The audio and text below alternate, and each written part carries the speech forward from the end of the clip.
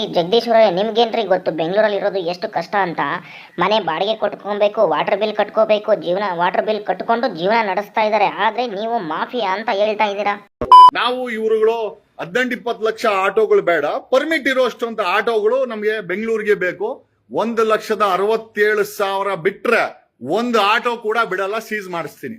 ಅಲ್ಲ ಗುರು, ಅವರು ಸಾಲನೋ ಪಾಲನೋ ಮಾಡಿ ಆಟೋ ತಗೊಂಡು ಸಂಸಾರ ನಡೆಸ್ತಾವ್ರೆ ಅಂತ ಅಮಾಯಕ ಬಡವರ ಮಕ್ಕಳ ಮೇಲೆ ನಿಮ್ಮ ದೌರ್ಜನ್ಯ, ನಿಮ್ಮ ಹರದಾಟ.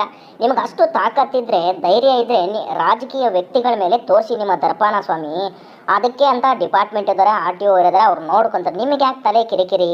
ನಿಮ್ಮ ದರ್ಪ ಹೀಗೆ ಮೊನ್ನೆ ಸಮೀರ್ MD ಅವರು ವಿಡಿಯೋ ಮಾಡಿದ್ರು. ಆವಾಗ ನಿಮ್ಮ ದರ್ಪ, ನಿಮ್ಮ ಧ್ವನಿ ಎಲ್ಲೋಗಿತ್ತು? ಅದನ್ನೆಲ್ಲ ಕೇಳಕ್ಕಾಗಲ್ಲ, ಇದನ್ನ ಮಾತ್ರ ಕೇಳಕ್ಕೆ ನಿಮ್ಗೆ ಬಂದ್ಬಿಡ್ತಾರೆ. ಬಡವ್ರ ಮಕ್ಕಳು ಅಂದ್ರೆ ಅಷ್ಟು ನಿಮ್ಗೆ ಚೀಪು ಅಲ್ವಾ? ನನಗಂತೂ ಈ ಜೀವನವೇ ಬೇಸರವಾಗಿ ಹೋಗ್ಬಿಟ್ಟಿದೆ. ಕೇವಲ 1,67,000 ಆಟೋ ಪರ್ಮಿಟ್ ಇದ್ದು 18 ಲಕ್ಷ ಆಟೋಗಳು ಓಡಾಡ್ತಾ ಇದೆ ಅಂತಂದ್ರೆ, ಮಿಕ್ಕ ಎಲ್ಲಾ ಆಟೋಗಳು ಅನಧಿಕೃತವಾಗಿ ಓಡಾಡ್ತಾ ಇದೆ. ಅವನ್ ಯಾರೋ ಬಜಾಜ್ ಅವನು ಆಟೋ ಸೇಲ್ ಮಾಡ್ತಾನೆ, ಪರ್ಮಿಟ್ ಬೇಕಲ್ಲ.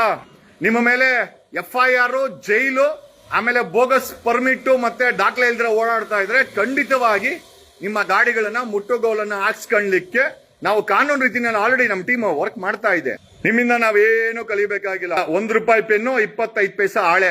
ಮೊನ್ನೆ ಅಷ್ಟೊಂದು ಹಿಗ್ಗ ಮುಗ್ಗ ಹೊಡೆದ್ರು, ಎಲ್ಲೆಲ್ಲೋ ಏನೇನೋ ಇಟ್ರು, ಆದ್ರೂ ಬುದ್ಧಿ ಬರ್ಲಿಲ್ಲ ಕಣಣ್ಣ. ನಿಮ್ಮ ಬಾಯಲ್ಲಿ ಬೋಗಸ್ ಅವನು ಅಂತ ಬರ್ತಾ ಇದೆ. ತಾವಾದ್ರೆ ಏನು ಬೋಗಸ್ ಲಾಯರ್ ಅಲ್ವಾ? ಯಾಕೆ ನಮ್ಮ ಆಟೋ ಡ್ರೈವರ್ಸ್ ಮೇಲೆ ಅಷ್ಟು ನಿಮಗೆ ಕೋಪ ಯಾಕೆ? ಓಹೋ, ಗೊತ್ತಾಯ್ತು.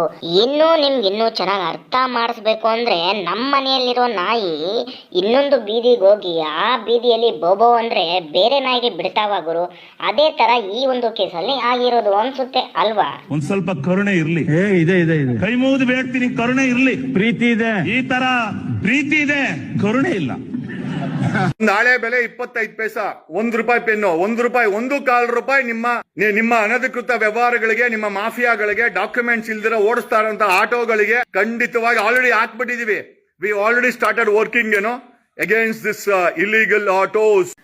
ಅಲ್ರಿ ಜಗದೀಶ್ ಅವರೇ, ನಿಮ್ಗಷ್ಟು ತಾಕತ್ತು, ಅಷ್ಟು ಧೈರ್ಯ ಇದ್ರೆ ಇವಾಗಿರೋ ಸರ್ಕಾರದ ಮೇಲೆ ನಿಮ್ಮ ಪ್ರಶ್ನೆನ ಕೇಳಿ. ದುಡ್ಡು ತಿನ್ನೋರು ಎಲ್ಲೋ ಇದ್ದಾರೆ, ಮಾಫಿಯಾ ಮಾಡೋರು ಎಲ್ಲೋ ಇದ್ದಾರೆ, ದರೋಡೆ ಮಾಡೋರು ಎಲ್ಲೋ ಇದ್ದಾರೆ.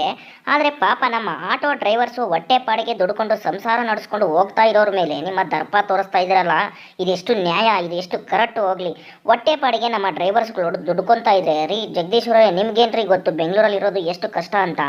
ಮನೆ ಬಾಡಿಗೆ ಕಟ್ಕೊಬೇಕು, ವಾಟರ್ ಬಿಲ್ ಕಟ್ಕೋಬೇಕು, ವಾಟರ್ ಬಿಲ್ ಕಟ್ಕೊಂಡು ಜೀವನ ನಡೆಸ್ತಾ ಇದ್ದಾರೆ. ಆದ್ರೆ ನೀವು ಮಾಫಿಯಾ ಅಂತ ಹೇಳ್ತಾ ಇದ್ದೀರಾ. ಏನಂತ್ಯಾ?